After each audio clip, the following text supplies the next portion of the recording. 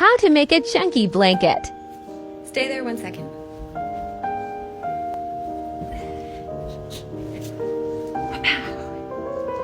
She's pretty big, you can't see her all. But this is a chunky blanket that I finished from my video a while ago. And everyone wanted to know how to make one. And by everyone, I mean one person. So, let me show you how to make a chunky blanket.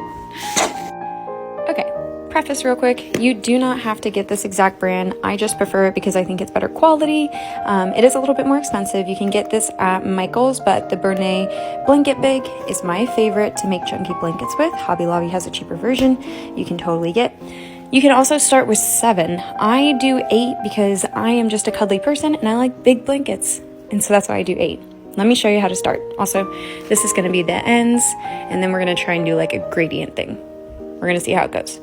Okay, so the easy thing about this craft is that literally all you need is yarn and scissors. For like some of it, you could honestly just pull the string and it would break if you pull hard enough. But let me show you how to start. Okay, this is going to be a little bit of a challenge trying to like show you guys, but you want to make sure whichever direction you're heading when you're making your blanket, your string or yarn follows that direction. So I'm moving from the left to the right, so my string is headed toward the right.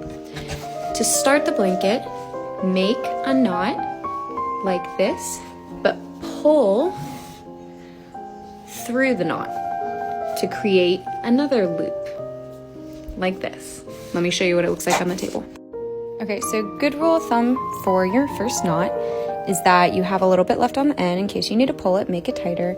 And you kind of want to make sure you can at least fit like 2 fingers in this hole because you're going to keep pulling through that hole.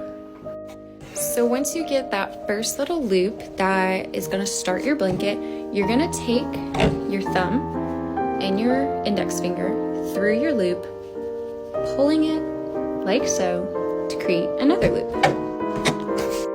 Okay, so as you get going, you'll continue to, I'm really bad at doing the camera with this, but you continue pulling it through.